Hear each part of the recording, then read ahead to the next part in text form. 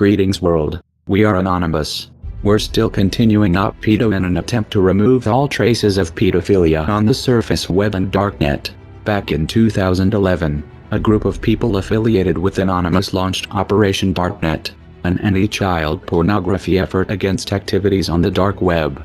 This was orchestrated through the Anonymous IRC with the hashtag #UpDarknet, along with regular updates being posted to the official Operation Darknet Pastebin and Twitter account. This was the first time Freedom Hosting was taken down, along with the hard-candied and low-latency websites. Members of both sites had their information leaked, such as IP addresses, which were used to determine the individuals accessing them. 2 years later, the owner and admin of Freedom Hosting, Eric Edwin Marks, had been arrested by the FBI and is now currently fighting extradition to the US, where he could face a life sentence of up to 100 years in the US, or a reduced sentence of 14 years in Ireland, where he currently lives. A few days before Freedom Hosting were found to be serving custom malware, which was designed to identify any visitors. The FBI had admitted that they secretly took control of Freedom Hosting's servers behind the scenes and left them up so they could track down the users of known pedophile sites.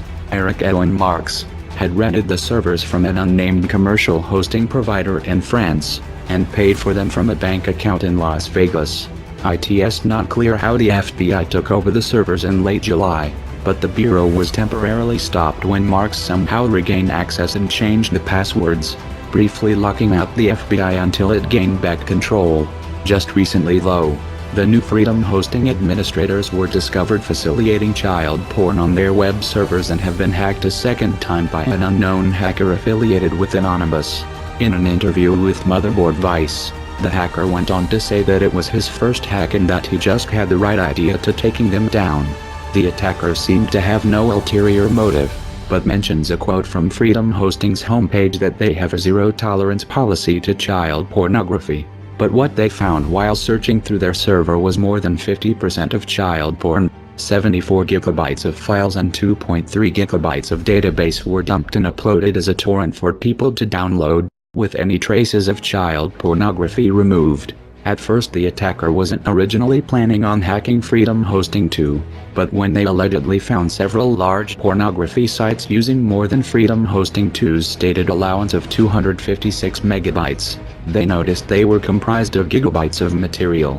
This has had a dramatic effect, as Freedom Hosting 2 had hosted over 20% of the dark web, which was approximately 10,613 websites through their service.